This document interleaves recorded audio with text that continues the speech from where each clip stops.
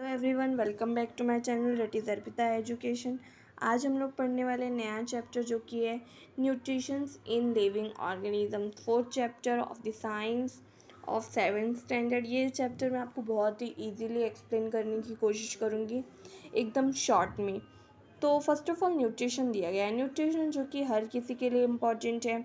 Animals के लिए, plants के लिए मिनरल्स, विटामिन्स रिक्वायर्ड रहते हैं थोड़ी थोड़ी क्वांटिटी में, बट वो उसकी रिक्वायरमेंट ज़रूर रहती है। क्यों न्यूट्रिशंस रिक्वायरमेंट रहते हैं? क्यों?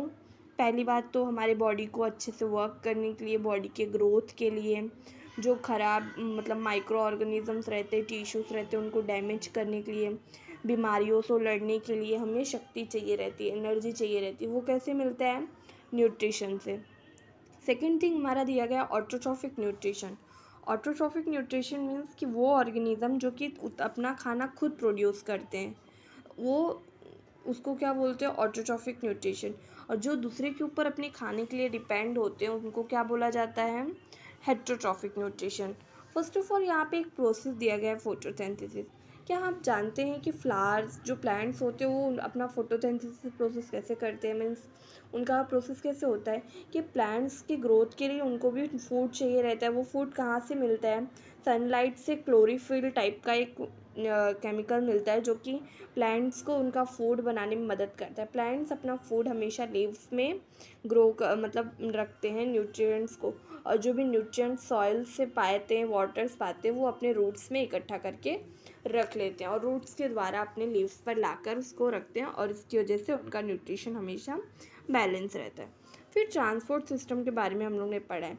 प्लांट्स में दो टाइप के ट्रांसपोर्ट सिस्टम्स होते हैं, जैसे कि जाइलम और फाइलम। जाइलम क्या करता है? वो मिनरल्स और वाटर को ट्रांसफर करता है रूट से लेके ऊपर के पार्ट में, एरियल के पार्ट में। यहाँ से वो लेगा जाइलम जो है, यहाँ से वाटर लेगा, ऊपर के पार्ट में लेके जाएगा मिनरल्स को।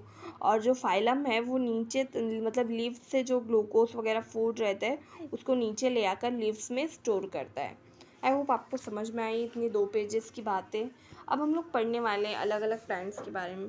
जैसे कि हमारा फर्स्ट प्लांट दिया गया है biological fixation of nitrogen.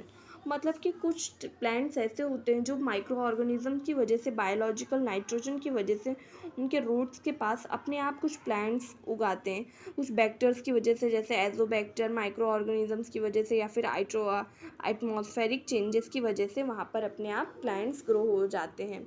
Second हमको दिया गया है सिम्बायोटिक न्यूट्रिशन। सिम्बायोटिक न्यूट्रिशन वो होता है जिसमें कुछ प्लांट्स होते हैं, उनके आजू बाजू में ही बहुत ज़्यादा प्लांट ग्रो हो जाते हैं, जिसकी वजह से जैसे कि फंगी होता है और फिर कुछ अलग अलग चीज़ें ग्रो हो जाती है, जिसकी वजह से उनका न्यूट्रिशन प्लांट्स का अच्छा होता है। क्यों? क्योंकि वो न्यूट्रिशन उसी चीज़ों को खाते हैं जो फंगी वगैरह रहते हैं, और उनका जो न्यूट्रिशन का नीड होता है वो कंप्लीट हो जाता है। क्यों होता है? क्योंकि वहाँ पे ज़्यादा प्लांट होते हैं। सेकंड हमारा दिया गया हेट्रोट्रॉफिक प्लांट।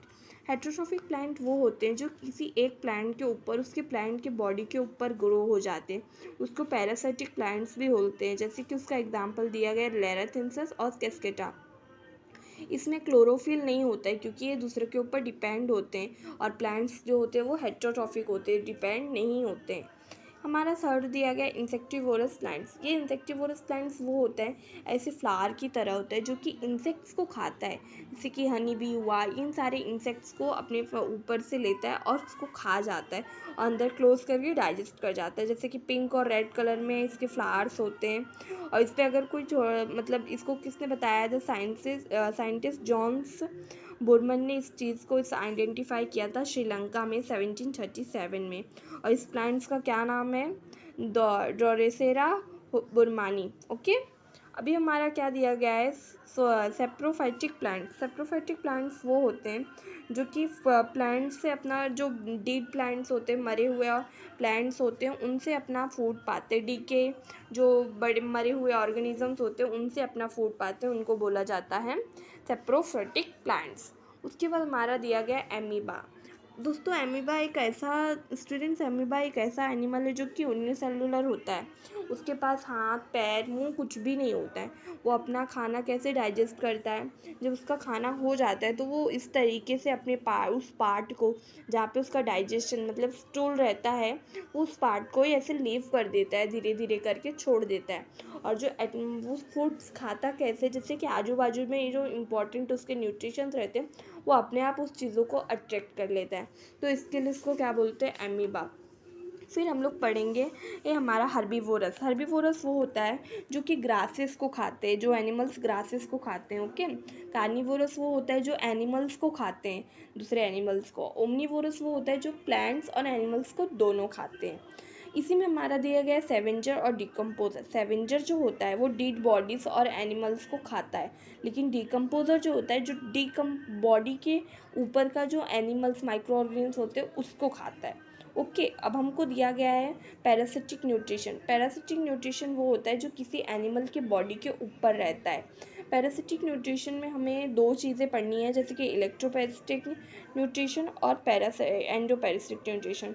ये बहुत ही ईजी है। इलेक्ट्रोपैरासिटिक न्यूट्रिशन में क्या होता है कि जो एनिमल होता है वो ऊपर से एनिमल का ब्लड चूस लेता है, जैसे कि उसका एग्जाम्पल भी हमको दिया गया है, सकिंग ऑफ अ ब्लड। वो ऊपर से ब्लड को चूस लेता है, जैसे कि लॉज होता है, बेड बग होता है, टिक होता है, वो सारी चीज़ें।